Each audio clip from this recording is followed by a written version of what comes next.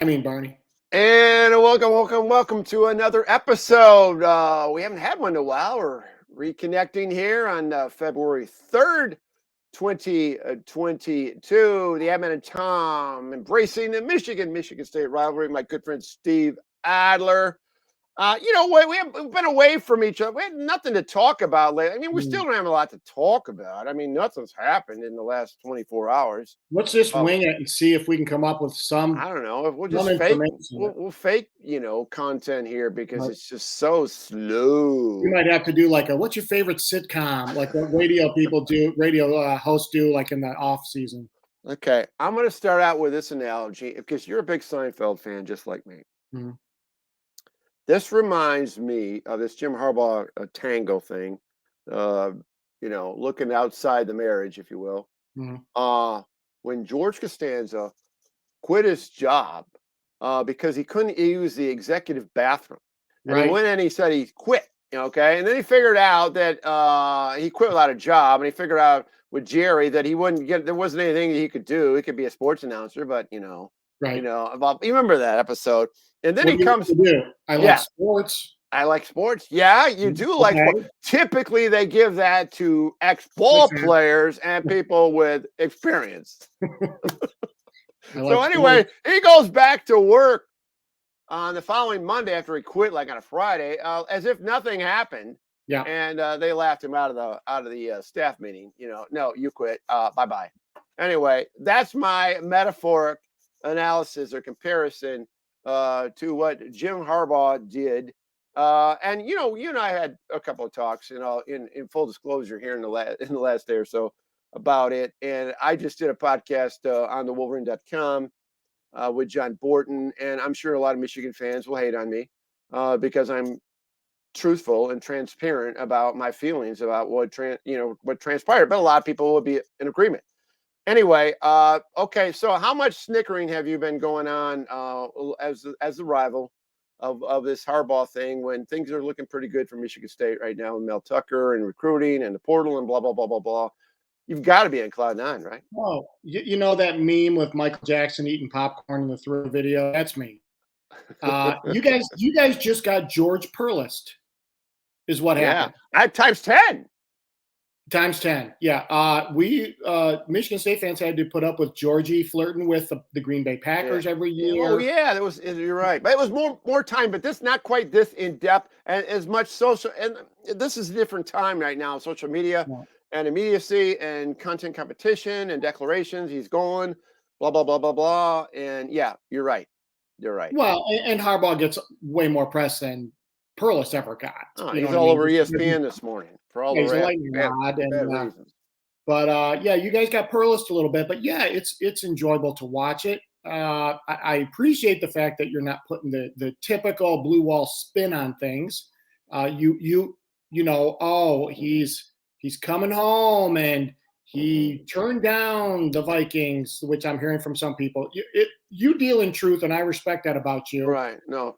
That you're not going to try to sugarcoat this. Now, it doesn't mean that the end is coming and things are going to end up in the dumpster for the program, but you deal with reality as it is. And he went there expecting to get this job, telling people he was going to leave. Yep. Whatever happened when he was there, listen, he's a flaky dude. He's a good coach, but he's a flaky guy.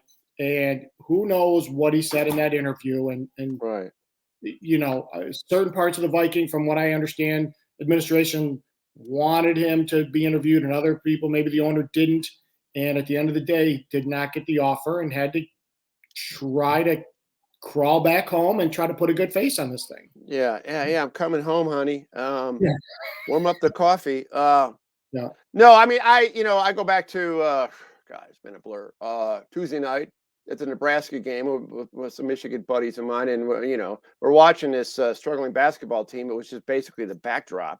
All we're doing is talk about Harbaugh. Yeah. Let's be real. Football is king.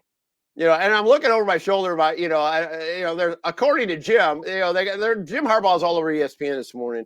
And I'm thinking of the collateral damage. Everything I do is I try to walk in the shoes of not the fans, not the alumni, not the media, not the fan media like me, I'm trying to walk in the shoes of the current players, the current recruits, the 23 recruits. I'm talking about the staff, some who just moved there, Right. took on positions 4 weeks ago where, got to move again, got to go get the resume dusted up because the guy left and a new guy is going to come in here and clean house. And I'm thinking, my God, you talk about collateral damage. And you're also talking about the word trust. I mean, how are we going to trust this moving forward that we're not going to be doing this clown dance again next year? Now, he made a declaration, Steve, that, I'm locking in, blah, blah, blah. I said this on Wolverine.com podcast. I think he's got to come. I think he needs to have a press conference and recommit to this program. That's what I would do. If I'm Dave Avloff, that's the associate AD of media relations, I would recommend that he do that. I mean, why not? And then commit, lock in. I agree, but except he might actually get asked a hard question for once from the media, So embrace it and handle it. I go back to that interview thing. I mean, can you imagine? And I've been in these post-game pressers now for 7 years. And I've been right in front of it. And it's like, I was thinking to myself, picture Jim Harbaugh in a 9-hour interview. How does that not expose yourself? Right. I give the Vikings credit for making it that long. I imagine it was like, okay, an hour, I'm done. I'm going to pass him on to someone else. Yeah. We got to tour the building, blah, blah, blah. I understand. You take. Yeah. But hey, he's back. He had a good year. He kind of probably squandered the goodwill from the good year. And but here's the thing with Harbaugh. Unlike a lot of coaches, in a weird way, I think it's not going to affect him as much as other people because the guy deals in chaos and controversy and media firestorms. That's his world. You're right. You're exactly right. So some people can deal with it better than others. So someone else might crumble from it, but Harbaugh might actually be like, whatever. He's just a weird dude. I mean, you know that. Everyone knows it. Yeah. And he'll probably just roll with it. But that being said, the negative recruiting, and sometimes negative recruiting is not fair, but this is fair game now as far as, hey, you want to sign with Michigan? Great. Who knows where your head coach will be next? No, I would use it. I mean, it's, I mean, you're trying to do a compare and contrast of your program versus the other program. I mean, maybe it's more taking the upper, just focus on yours, as a recruiter and not talk about the competition. Yeah. But yeah, it's too easy. Yeah, it's too easy. Okay. So since we talked last, I went down to the Orange Bowl and was excited about them being down there, just like you went down to Michigan State's, against Alabama, and then you finally is the same experience, the same glaring like, wow, we're here, but what a cavernous gap between us and the best of the SEC and the best of the elite. And so I'm thinking, if I'm Jim Harbaugh, instead of flirting with the NFL, I would have said, okay, this is cool that we got here, fine, but we got some work to do because it's not 17 5-stars on Georgia's team to 2 5-stars on Michigan. I mean, that from the opening possession, I knew that game was over. It was optically, schematically, strategically, statistically, it didn't matter. It was like, okay, let's just enjoy being here at Hard Rock Stadium and look around and just, wear the maize and blue. Yeah. It took a little longer when Michigan State played Alabama. It took until the third quarter because Michigan State was hanging around 10-0. Even though you didn't look like the better team, you were hanging around. But early third quarter is when it was like, oh, okay, here's the team. And I remember having this conversation with you, before the game, you're in the official stores, and I go, I'm going to hold off on my Michigan State Alabama Cotton Bowl T-shirt in case things go really south. And I trust you did not buy. No, I don't do. Well, I don't buy that stuff anyway. I don't buy. It's like this is. I have the. I'll this is what I wear from Michigan. It's traditional. The crest of the University of Michigan in Michigan. I don't get into bowl things. I don't get into Go Blue or the Big House. Well, you lose all your bowl games. Of course you don't. No. I mean, it's the crest. The only thing I do, so I have a hail, hashtag hail is, which is a reference to the victors. That's the only thing I go beyond the crest and the University of Michigan. And it's like I call, I don't even use the word U of M. I mean, it's for people who went to school there, it's Michigan. It's not U of M.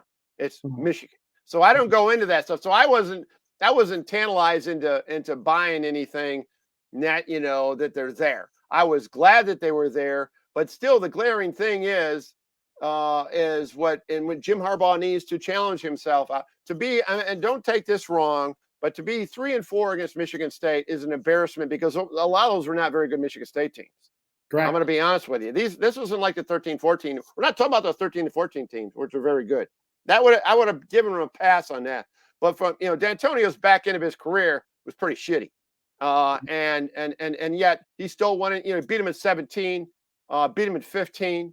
And then he's 0-2 against Mel Tucker. Right. Okay, you're walking out of the building at 0-2 against Mel Tucker. 3-4 against Michigan State. That's unacceptable. 5-14 against Michigan State, Ohio State, and the bowl opponent. 5-14, and you're willing to walk out of the building doing that just because you want to chase that Super Bowl thing. That's where Jim Harbaugh and I would be different.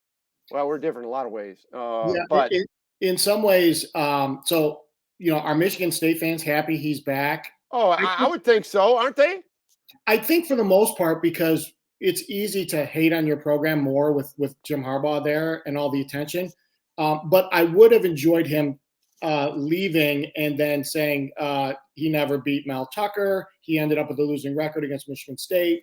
All those kind of things that would go with him for the rest of his life would have been fun. And I would have liked to have seen, good Lord, you guys weren't going to hire Mike Hart, were you, as a head coach? Josh. I'll tell you who it would have been. But Mike Hart would have been a joke. He's never had any sort of position where that could have come through. I think Brian, I think Mike Hart would have been. I'm not one of these proponents. You have to be a coordinator to be a head coach. I'm just not. He had a great experience with Tom Allen. The only guy that I think would have gotten it, from my understanding, from the inside, is Josh Geddes. Would have been that guy. Yeah. But that's neither here nor there. That's past. But yeah, the other thing about Mark D'Antonio, that's what I thought about Mark D'Antonio. Mark D'Antonio, you're leaving Michigan State with a losing record against Jim Harbaugh. You're 2-3. This is where I was wondering about that. How embarrassing to have a losing record against Jim Harbaugh. I'm talking about Mark D'Antonio. So you could flip it both ways. But moving forward. But a far superior one-loss record against Michigan. Well, I'm not talking about Michigan. I'm talking about Harbaugh. Caught him at the right time with all of the forces working against him. And anybody should have beat him at the end there with the team we had at the very end of his tenure. But I don't think Mark D'Antonio left the program in good standing, in my opinion. But that's neither here nor there. And so anyway, listen, we got to talk basketball, and not that I want to talk basketball, because we are coming off the Michigan State game, 12:30 tip off this past Saturday at the Breslin Center. I was coming back from Vegas and saw it on my phone, bits and pieces here and there when I had connection through Denver and things like that. And when I saw that Michigan was only down rather 4 at halftime. Yeah. I go, good Lord. I felt they had to be up by 12 because Michigan all season long, I've been to I've only missed 2 home games all season, they fade in the second half. It's a depth thing. Yep. I don't know what it is. I knew it was coming, and it happened. So you had to obviously enjoy that, Stevie. Yeah, I keep seeing the stats every time I watch Michigan is how they're plus points in the first half and then minus in the second half. Oh yeah. Is it depth? Is it lack of corrections at halftime? Is it conditioning? Maybe. Is it? You tell me. What is it? Why so bad in the second half? Well, I think it's depth. I think it's youth. And Caleb Houston, the 5-star is not obviously matched what Max Christie has done at Michigan State in terms of first-year guy. He's starting to get a little bit better and adapt. And the guy, this is where this reclassification is crazy. I mean, you reclassify, so you start in school as a 17-year-old. Yeah. He just turned 18. He could have used another year of high school, I think. Anyway, Yeah. neither here nor there. Michigan's problem is this defensively, and Michigan State exploited this. Michigan State cannot, or Michigan is very weak at defending high ball screens and dribble drive penetration. We saw this in the Minnesota game earlier in the year, where Minnesota got all these, got this 10-point lead, 10-point win with like 2 assists the entire game. Yeah. I mean, he just dribble drive penetration, and that was the situation. And Nebraska is a terrible basketball team. I mean, they're horrible, and yet they were up by 10. Michigan was down 10, then up 7. It was crazy, but they won the game. I give them credit. Yeah. This is not a tournament team. I will be shocked. I hope I'm wrong. It's just one of those years. They might win 8 or 9 in the Big Ten potentially, but you go look at the daunting task ahead, Stevie. They got Purdue twice in the span of 5 days. They got they got they got Iowa. I mean, it just go on and on and on. The schedule, maybe beating Rutgers at home is plausible. They got Ohio State. I mean, they got Michigan State coming back into the town, and by the time March 1st comes around, I'm fearing that game that you and I went to in 2002 when Chrysler Arena was taken over by Green and White. I hope I'm wrong. 01, I think, wasn't it 01? It was a year. Oh, I'm sorry. You're right. 01 when Jay Rich was a sophomore. Up 30 on the road. Yeah, I could go into your behavior in that game. It's pretty funny, but pretty humiliating to me. But this can't be the year Hunter Dickinson expected when he came back this year. Now I don't know how much. I'm sure the pro scouts told them, "Hey, you got to, you need a mid-range jumper. You got to come back. Beyond the arc jumper is what they told him." I know he likes to take the 3, but with the number 1 recruiting class coming in, that's a thing that we got to keep in mind. You have the number 1 recruiting class in basketball, as we all know, is way different than football. It's a quick fix. You get the right people, the right type of people in, even freshmen, as your program above all programs love to talk about, freshmen coming right out and playing.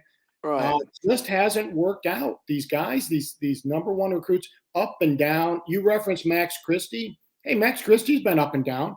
The other night, he couldn't make a shot to save his life. But he's been more consistent. Yeah, he's been more consistent, but it's not like he's come in and been like, oh, he's going to be first team All Big Ten or something. I mean, he's had moments, but perimeter shooting is the thing. I pulled up the schedule, or I pulled up the roster the other night when we were watching the game down in Chrysler about the 18 team. It was like, there's no perimeter shooting on this team that you can count on. Caleb Houston's not that guy. But you go back at that 18 team that got to the title game. Here are the guys on that team. Jordan Poole, who's in the NBA, with the Warriors. You got Isaiah Livers, Xavier Simpson dishing it out. You had Muhammad Ali Abdul-Rahman, who could do everything. You had Mo Wagner, who developed into an NBA player. He could shoot the 3. And you had Duncan Robinson, on that team to shoot the 3. And Eli Brooks was the up-and-coming freshman. I mean, compare that team as far as what they could do from a 3-point line, compared to what this current Michigan team had, 2 3-pointers the other night. I mean, that's the problem. You can't defend very well, and you can't hit the 3. That's where their problems lie, in my opinion. Especially when you're playing a Tom Izzo team, because as we all know, Tom Izzo will not double team in the low post, right? Hunter Dickinson, you want to go off for 25 points, have at it. Yeah, he did well in the first half against Michigan State. First half, and then he disappeared till about 12 minutes. Yeah, missed a couple shots, got blocked by Bingham twice. They got the ball stolen a couple times. They tried to get it into him, but But Tom Izzo will not double. I mean, occasionally just to throw a wrench in the works, but will not double on the low block because he's more worried about 3-pointers. And if your team can't hit those 3-pointers, hey, your big guy can get all the stats he wants. We're going to win the game. Yeah, and then transition D. And then Michigan State pushes it. And when you have a walk-on football player go in and score on you, well, that's a little salt in the wound. Anyway, how do you feel overall? I'm gonna sit back real quickly to football, if I could, to get your perspective. about Mel Tucker right now. I mean, is this upcoming season? Is this a telltale where you think this is going? Because Kenneth Walker III is gone, and I don't know. I'm not smart enough to figure out how much impact he had, or if his absence is going to be huge. But what are your expectations now? Now recruiting just got closed up yesterday, all buttoned up. Michigan State had a much higher recruiting class than they typically do. I think it was in the top 20, if I'm not mistaken, or top 25. Yeah. Michigan had 8th, but they always have it. They're always in the top 10. Yeah. Where do you think this program, as we're sitting right now, is going to be? What is your expectations? Well, I don't know that they'll have the same record next year. I haven't sit there and broken it down. It's way too early to do that. But I tell you what, I think there is unbridled optimism moving forward with Mel Tucker. I mean, he got a recruiting class at top 15 this year. Next year, I know it's way early, of course. So you can mock me on this and whatever. Right now, they said at number 9, he's pulling in whoever he wants right now. You mean for 23? 23. Yeah, 23s. Yeah, just landed a kid out of Detroit King. Hopefully, we'll get that Dante Moore, who's borderline 5-star QB out of there. He's got the defensive end kid out of Iowa. Mel, and you throw on the Brandon Jordan hire, which is, getting a lot of press in Spartanland, but maybe not enough press. This guy who trains the NFL defensive linemen, the pass rushers, out of the box hire for Mel Tucker. Yeah, he got rid of Ron Burton, which surprised me. Yeah. And my understanding, he wasn't fired, but I don't know. Mutual. Well, Ron Burton. Yeah, mutual. It was like we're moving on. Ron Burton has a really good reputation as a good D-line coach. Yeah, he flirted with Indiana. Remember that? He was going to Indiana, and then whatever. I mean, here my theory on this is my guess on Mel Tucker right now. I think he's got this portal thing down to a science. Yep. I think his coaching is he an average coach? Is he above average coach? Is an incomplete right now. I don't think we have a sample size large enough. I think next year is going to be more revealing about how good of a coach he is. I don't think there's anything that would give Michigan State fans pause on his X's and O's and game plan. But I agree it's a little early in the game, but so far so good. I mean, I go back to the Ohio State game. Certain teams, it's either just not your day. It's a terrible matchup. Michigan State basically threw in the towel that game and said, "All right, we're going to rest Kenneth." Well, I'm talking about some other games that puzzled me a little bit. Okay. Give me an example. Yeah, well, I'll give Western Kentucky. The Maryland game. I think it was the Maryland game or was it Maryland? Where'd you play Maryland? Here. The Maryland game, was it Maryland game here or Rutgers? One of the two. Okay. Where they turned the ball over. They were in that game. Some of these games surprised me a little bit. Yeah. I thought they'd be more convincing in victory. They ended up having a great season. They won their bowl game. The bowl game's harder to evaluate if and that game wasn't pretty. I mean, that game looked like it was. And not only that, they were down to their 3rd-string quarterback.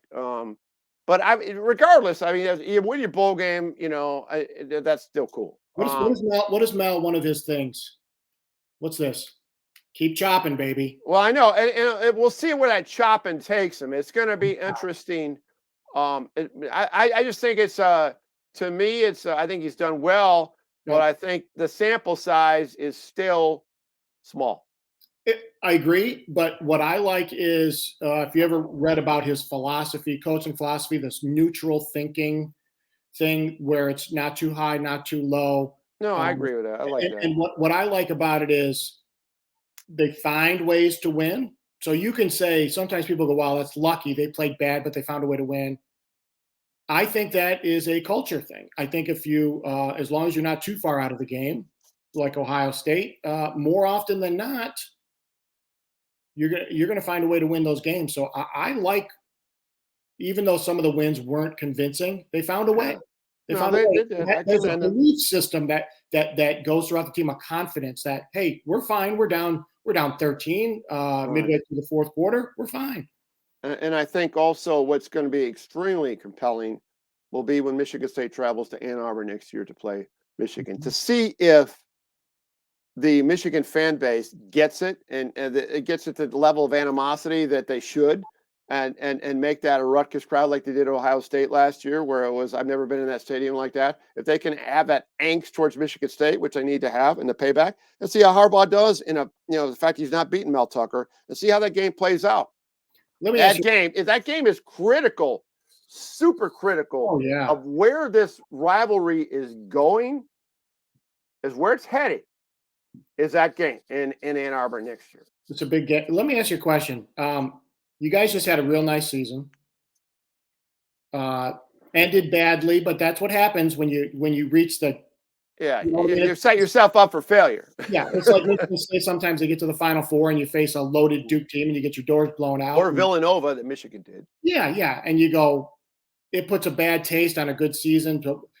But so let me ask you this: so you guys had a real nice season, but the fact that the one loss in the season was to Michigan State is gotta piss you off, because you lose to Wisconsin. They're a good team, whatever. You lose to, Iowa or whoever in the regular season, no big deal. But the fact that Michigan State can still jab you a little bit, and I know you can go, well, so what? We won the Big Ten, blah, blah, blah. But the fact that we got Mel 2-0, that's got to piss you off, right? Well, I mean, you're talking to, I'm probably the wrong person to ask, because my angst towards Michigan State is off the scale, and I'm abnormal. Preoccupation, obsession with Michigan State that's not your typical Michigan fan. Yeah. And so, for me, hell yeah, it's horrible. I mean, that's why beating Michigan State, you have to, to me, is more important beating Ohio State. People think I'm crazy when I get in these conversations with my Michigan people. But you have to take care. Your core is in your state. It starts, and Dante Moore from MLK is a classic example of that. You got a 5-star quarterback right down the PSL down there. Michigan State will be going after him. They're both going after him crazy right now. Yeah. It's despite the fact that Harbaugh is doing the tango with the NFL, he was with Dante Moore a lot in this past few weeks. Okay. Yeah. My point is, you got to take care of business. That has got to be your highest priority. And it's a realistic priority, because you have a better chance of beating Michigan State than you do Ohio State. Make sure you take care of business at home and get that perspective of Michigan over Michigan State. That's what you're trying to get that conquered. Okay. And so, yeah, it's to answer your question, horrible. It's about perception moving forward. Who has the momentum? Yeah. Well, I'll tell you what, Let me tell you, Michigan State feels like I know you had the big year, but I'm telling you, our fan base feels we have the momentum, even before this Harbaugh flirtation stuff, but especially with that, we feel with what Mel's doing, with his assistant coaches he's bringing in, with his players he's bringing in, Jaden Reed coming back, we feel Michigan State has momentum. And now you go talk to a Dante Moore or whoever, and you got Paul Bunyan on your side, and you got the bragging rights. That is some powerful persuasive tools to try to get a kid to realize, say, hey, you're not going to be the 5-star and we're going to be a 35th ranked class anymore. We're looking at a top 10, possibly. I know it's early, possible top 10 ranked class. You can be a part of it. And Mel's got it going on, right? Talk coming and all that stuff. Well, no, I get all that, but I think there's with these 23s, there's a whole football season before they sign. Oh, yeah. And this is where this goes back to that game in October in Ann Arbor. Yeah. I mean, that's where this thing could, and Jim Harbaugh has the opportunity right now. My God, I'm watching this ESPN. It's nonstop coverage. Well, should Michigan be elated to have Harbaugh back? I'll have to look at that later. The coverage is just, it's off the scale. And one thing about Michigan that there's got to be gnawing to Michigan State people is that Michigan is polarizing, and it can be negative, it can be positive. But people talk about Michigan a lot, and it's got to hurt Michigan State people. Well, and especially, it's like the fix is in with ESPN. I mean, their job is to prop up Michigan at all costs. I love Adam Schefter's tweet, by the way. I meant to bring this up. Jim Harbaugh's his tweet, returning to Michigan, an unnamed source says they are elated. Oh, really? Some unnamed source, like they're trying to put the best spin on it. They're elated. And then he sends out another text or tweet going, he assures Ward Manuel he will not be entertaining other. Okay, Adam Schefter. Rich Eisen. The Michigan, Jalen Rose. Hey, you know what? You got to get more Michigan State ex-athletes, alumni, on ESPN on a national level. Tracy Wolfus. You can go on and on. Michigan's got a lot of people out there. Okay, you got to get more Michigan State representation. And their job is to protect the base at all costs. That's their job. It's not to be journalistic, not to have journalistic integrity. Is to say things like some unnamed fan or unnamed source said they're elated. Really? Ward Manuel's elated. Your fan base is not elated. I wasn't elated. That's why I've been transparent on this podcast and the other three of them that I'm doing today. I'm not elated, but I'm not. But Adam Schefter's got a little bit more reach than you. No question about it. But I'm just saying that I'm talking about you're talking about all the fan bases are. I represent some people that are not happy, some fans and alumni that are not happy, and we're not happy. It's embarrassing. I really think there is truly collateral damage, but I'm not saying it. But my point is this: also, it's still fixable. It's fixable. That's my point with someone like Adam Schefter. He knows better, but he's going to try to put the happiest face possible on this because he's a Michigan alum. You see him on TV. He's got the Michigan stuff right over his shoulder every single time. Does that piss you off? Yeah. It infuriates if you want to know the truth. Pisses me off. Yes. That's the best thing I've heard in this whole podcast. And we've gone 30 minutes. 32 minutes with Steve. You got something real out of me right there. So maybe we were not lacking content. So we got through it. We fabricated. We reached. Somehow we found something to talk about. All right, Stevie, we'll connect again next week more as the Big Ten race comes on. Michigan State's got some big games coming up, as does Michigan. Michigan's got desperation basketball games coming up. And we'll see you. Yeah. Oh, good Lord. Mackey Arena. Tough. Jaden Ivey for 3. Yes. Oh, I'm ready. I'm bracing myself for Michigan Purdue. That's this Saturday. Anyway, great job again, Stevie. And we'll talk to you again next week on the Crawford Podcasting Network, the ad man in Tom. Go Green, Thomas.